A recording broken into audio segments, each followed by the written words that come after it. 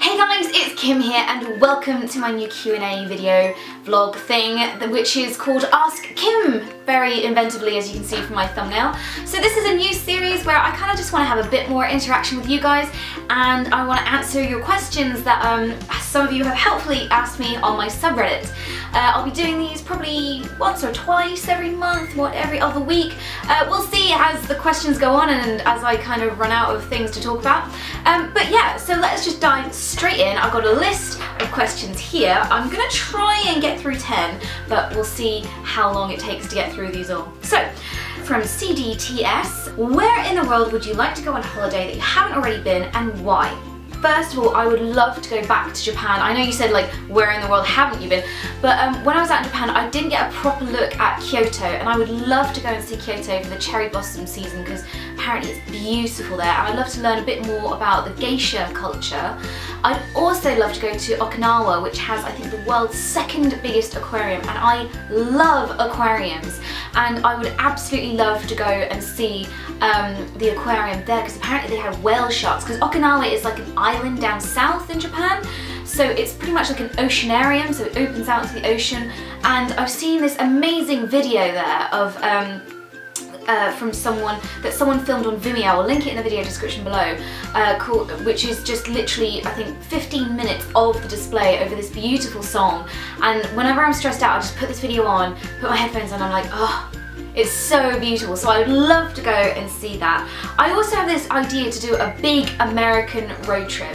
When I lived in South America, my family, my mum and dad and I used to go over to America a lot for holiday because it was sort of like the equivalent of living in the UK and going to Europe, sort of. So I did see a lot of America growing up, but I would love to do a proper West Coast to East Coast driving in a car road trip because I kind of want to see like everything in between the big locations that everyone talks about. I love this. This is gonna sound weird, but I love it in American horror movies when you see like the deserted roads and like the big roads with nothing around for miles.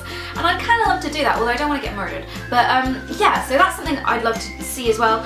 I really would love to go to New Zealand. I've been to Australia, to the Gold Coast and Brisbane because I used to have friends and family that lived there. But I haven't seen New Zealand, so and I just think some of the scenery looks amazing. I love kind of good geography and scenery and nature, so I think I'd really fall in love with New Zealand and probably more of Australia as well because, like I said, I've only seen Brisbane and the Gold Coast, so I'd love to see a lot more of Australia too. And finally, there's a few bits and pieces around Europe I'd love to go see. I've never properly been to Germany because I've only been to Gamescom, which is in Cologne, and yeah, I didn't really get to see much of it. I'd love to go to Sweden and Finland, and also probably back to Norway, because I don't really remember a lot of when I lived in Norway because I was quite young, and I lived in Stavanger as well, so I don't think I got my kind of Finland, Sweden, Norway fix, so I'd love to go to the like Icelandic parts of Europe. Heliax asks, what are your favourite films and what films are you looking forward to this year? My comfort films probably are horror movies, but if I kind of just want to put something on because I'm having a crummy day or I just want something on in the background, it's gonna be Shaun of the Dead, Hot Buzz and Ghostbusters and the Alien movies, and probably any like 80s, 90s action movie like Die Hard, any Arnold Schwarzenegger films, Demolition Man, that kind of thing. I watch a lot of Southeast Asian cinema, so I grew up with Chinese film, a lot of martial arts films, and I love Korean movies. I'm really into Korean movies, thrillers, anything with Kang Ho Song. Kang Ho Song is my favourite actor ever. That guy is just able to do any kind of genre of movie and do it perfectly. I love films like Chaser, Memories of Murder, Joint Security Area, Mother, all of these kind of things. Japanese movies, I love J-horror like The Grudge, The Ring, Dark Water. I'm in love with The Raid, which is Thai, I believe, although the director is Welsh. The Raid and Raid 2 are phenomenal movies. The martial arts in them are insane, and the last fight scene from the Raid 2 is genuinely one of the most breathtaking cinematic experiences I've ever had, where I literally was sat there in the cinema and I held my breath for about 10-15 minutes, where you're watching these guys just literally have a fight for their life, and it was just absolutely amazing. And I've actually heard those two choreographers, the martial artists, are involved in the next Star Wars, so it will be amazing to see what they bring to Star Wars in terms of martial arts choreography, because they really have an eye for amazing action scenes. To be honest, I'll watch anything and everything. As for films coming up this year, to be honest, I don't really read up on a lot of movies. I kind of just like going and seeing trailers. Well, actually I don't really watch trailers much anymore, but I like kind of being surprised by things. So Foxcatcher and Ex Machina, I didn't really know anything about them. I just happened to see an article about them. I saw like a billboard and I thought, you know what, let's just take a chance. And yeah, it really paid off. And I don't really like watching trailers and reading previews and stuff like that, because I like being surprised by films. And I think a lot of media, films, TV, shows, music, games are ruined today by an oversaturation of previews and trailers that really ruin it, and I just love going into things with a real surprise. Kelsey1229, which heroes are your favourites, and are there any superhero movies you're quite fond of or anything you're looking forward to? Off the top of my head, Captain Marvel probably is one of my favourite superheroes. Batman, of course, as ever. Deadpool, I love how sassy he is. I love, I think probably my favourite though, I don't know if you could call him a superhero, is Spider Jerusalem from Transmetropolitan. And you'll have to excuse the lighting that's going on in this video. I was kind of, when I set this up, I was relying on the fact that it was really gloomy outside, but suddenly the sun has actually come out, and it's a rare thing, the British sun. So I'm actually going to let it come in because it's really quite nice and warm in what is my otherwise quite cold room. But yeah, superheroes. Movies that I love at the moment, I love Guardians of the Galaxy. I probably prefer it to the Avengers because it's a bit more fun and a bit more kind of tongue-in-cheek. I really enjoyed the Dark Knight trilogy from Nolan, and because I thought it really kind of got to the character of what Batman's all about, and it paid more focus as well to the world, this really crazy world of Gotham that Batman inhabits. Moving on to Super Toast Fairy. Have you ever played a musical instrument, and if so, what was it, and do you still play it? I tried to play the guitar. I used to have an acoustic guitar and electric guitar back when I was 18 and to last year. But I sold my electric guitar to Trot. If you actually look at the live stream they did where they have musical instruments, he's actually playing Black Ibanez. That was my guitar until I sold it to him. Because I just wasn't really getting anywhere with it, and you know, I don't have much free time. I just thought, do you know what, I'm never going to get around to properly learning this. I could play basic things like, you know, Blink-182 songs, Marilyn Manson songs, System of a Down songs. I could do a few guitar solos from Muse, but that was about it really. So I thought, you know what, it's taking up space, it's getting dusty, it's not being loved, so I sold my guitars. I do, however, play the piano. I've got a piano downstairs that you may have seen in my Christmas vlog. I'm a bit rusty on that, but I still play it every now and again, and yeah, again, I can play a lot of Muse on that. Psychotic Leprechaun. In the future, when you become a pro wrestler, what will your wrestling name be? Will you be good or evil? And what will be your finishing move? Now, this is actually a really funny question, because back when I worked on PlayStation Access, they sent me to a promotion event for WWE 2K13, I believe it was, where we were encouraged by PRs to shoot our own wrestling promo and enter into a competition to win a WWE belt. And I did that, and I won. And I won this really heavy replica WWE belt, which was one of the first things that Simon asked me to bring into the office when I first met him. He heard that I won it and he was like, oh my god, bring it in. So I did, and he got hilariously excited about it. My character in that was the Tolerator, and my idea was that I tolerate people, and it was about the time that Brian and Kane had their whole hug it out thing and they were doing their anger management courses. And I'm going to ask PlayStation Access, but hopefully I'm going to play a clip from my promo, very cringeworthy promo, right here. Undertaker, last night you beat me at Night of Champions, but you beat me because you put me in a coffin and you set the coffin on fire, and then you buried the coffin and you set the earth on fire, and then you salted the earth. And you know what? I'm fine with that, because I am the Tolerator, and that's what I do. I accept and I tolerate. But this isn't over. At next month's Over the Limit, we're gonna meet again. We're gonna meet in the ring, and we're gonna fight it out. Or in fact, we're not gonna fight it out, we're gonna hug it out. Daniel Bryan may think that he's Mr. Hug It Out, but he's not, you know? I'm the best hugger in WWE. I have the best arms for hugging. So in fact, you know what, Daniel Bryan? I want to see you at Over the Limit. I want to see you in the ring. And I want to see Undertaker. And you know what? It's going to be a triple threat. And we're going to hug it out. We're going to have a snug attack. We're going to have the snug lock. We're going to see who can give the best hugs. And you know what? I'm fine with that. Aurora177 asks, do you love Tim Tams? Yes, I do. If you don't know what it is, Google it, they're great. And also, try Tim Tam Slams. Evil Dr. Ganymede, what's the box behind you on the table in your vlog video? I gather it's a record player stereo combo, but which one? So as you can see, this is the thing that is in the background of my vlogs. It's a it's a vinyl player and it's designed to look like a retro old one, but as you can see, it's a little bit cheaper. And also it does more than just a vinyl player, but I'll just show you the top bit. So there we go. I have a vinyl collection made up of my parents' old vinyls, so lots of Beatles and rock bands and Barbra Streisand, thank you Mum. And I've got my own things, so this at the moment we've got A Day at the Races by Queen, with one of my favourite Queen songs ever, You Take My Breath Away. And I've also got a couple of video game soundtracks, so I've got Bioshock, I've got, what else have I got? I've got Bioshock, Red Dead Redemption and Persona 4 and Final Fantasy 13, bizarrely.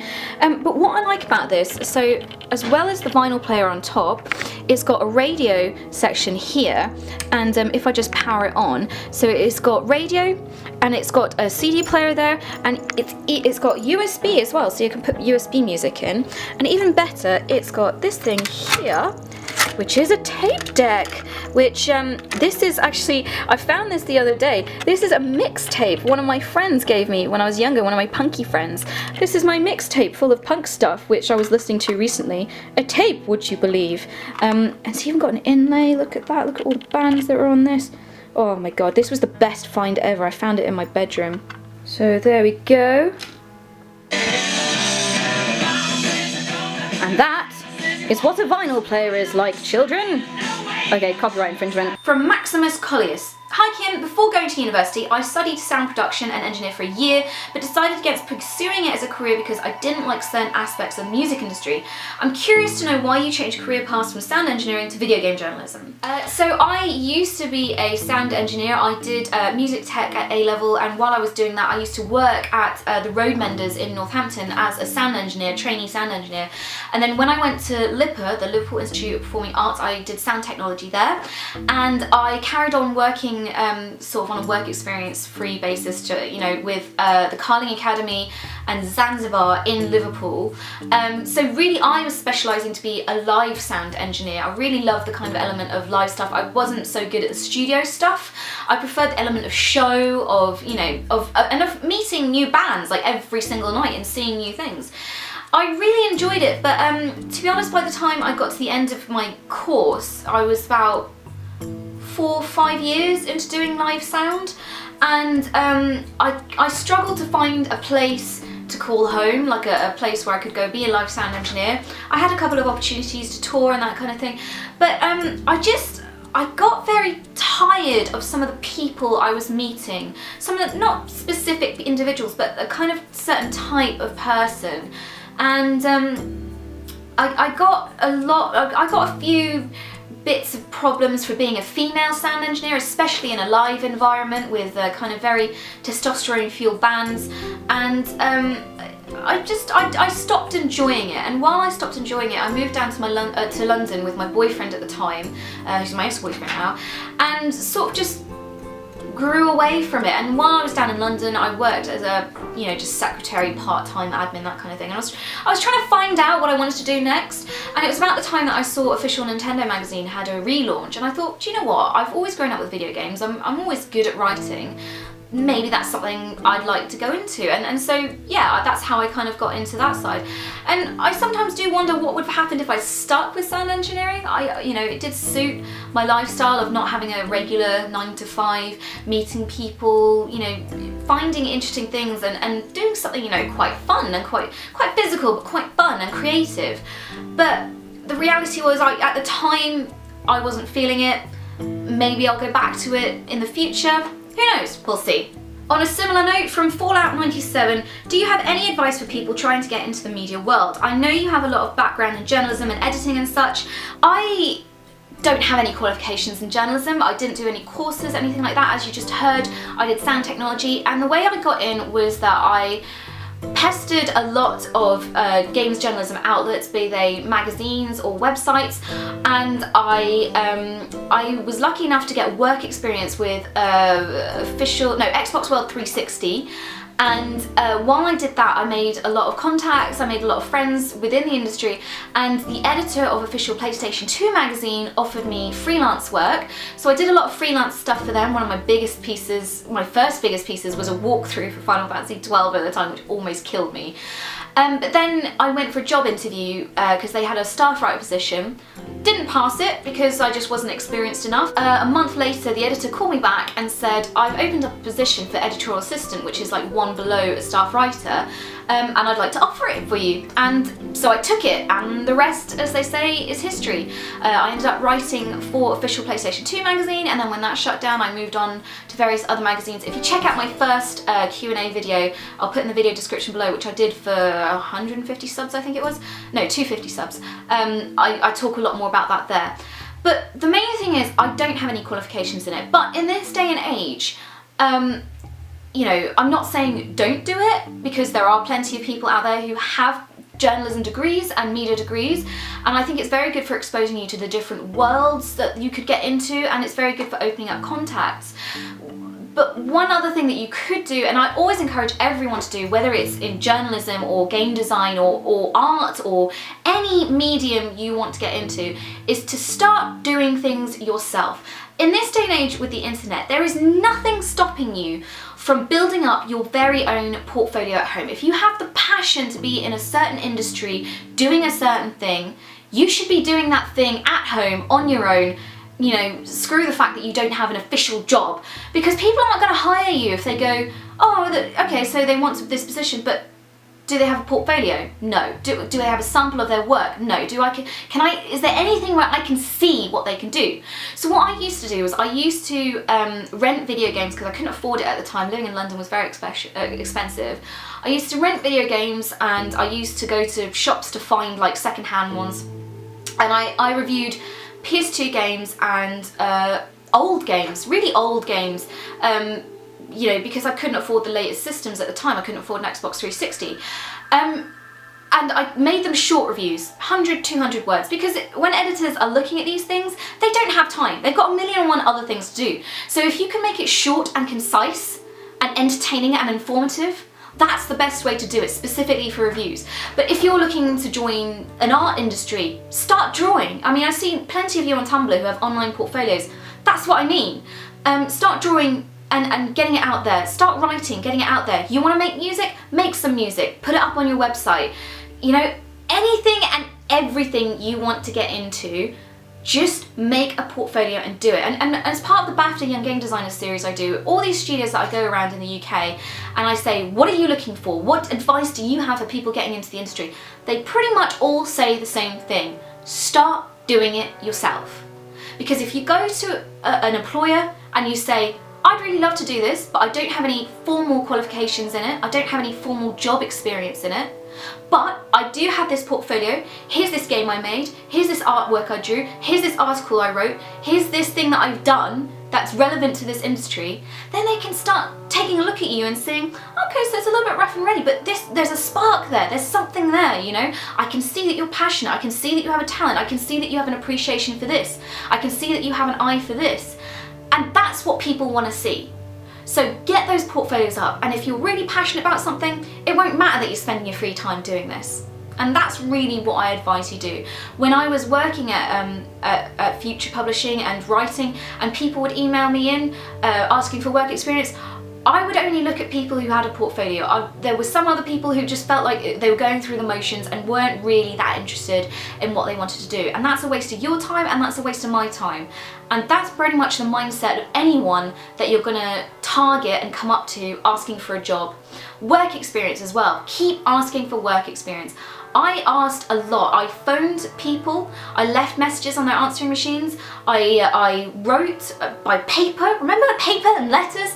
I emailed, I did all of that. I mean, I remember going into WH Smith's and going through all the gaming magazines there and writing down all the contacts in my book, and then going home and writing emails and going to the library and sending them and doing it like that. And, you know, because people aren't going to know you exist if you don't approach them. And if you make a dedicated effort to get in contact with them, that's going to impress them. If you just make a half-hearted effort to get in contact and to show people that you're interested, they're not going to believe that you really want to be there. So there you go, that's my advice for kind of getting into the industry, creative industry. Yeah, good luck. So there you go, guys, that was my first Ask Kim. I hope you had as much fun as I did. When I run the next one, I'll be asking the question on my subreddit, so please keep an eye out for that, and I will obviously tweet it out and ask your questions there. So if you've got any questions, please wait for the next video. If you enjoyed this video, please hit like on the end of this video so I can see if this is something you want me to continue with. And also, if you'd like to support my channel, please hit subscribe as ever. I know that's a cheap ask, but I really want to get to the next milestone so I can do another cool milestone video. Anyway, thank you for joining me, and I'll see you guys next time.